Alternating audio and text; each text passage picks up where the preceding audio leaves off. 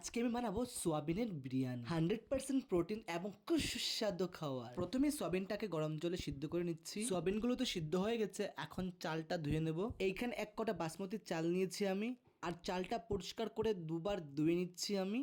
চাল তো ধোয়া হয়ে গেছে, এইবার পেঁয়াজ কুচি করে নিচ্ছি। এইবার হবে সবচেয়ে ইম্পর্টেন্ট কাজ, সয়াবিনটাকে পুরো মশলা দিয়ে মাখবো।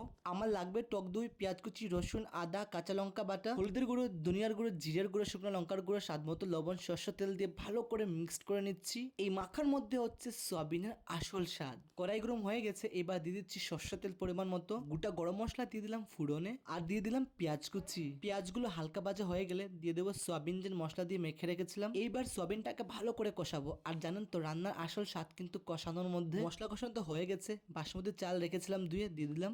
এইবার সয়াবিন আর চাল ভালো করে মিক্সড করবো 2-3 মিনিট। আর আপনাদের রেসিপিটা কেমন লাগছে কমেন্টে জানাবেন কিন্তু আমাকে। এবার চাল সিদ্ধর জন্য দিয়ে দিচ্ছি পরিমাণ মতো জল, ঢাল দিয়ে ডেকে দমে দিয়ে দিব। 15 থেকে 20 মিনিট লাগবে আমার দম দিতে।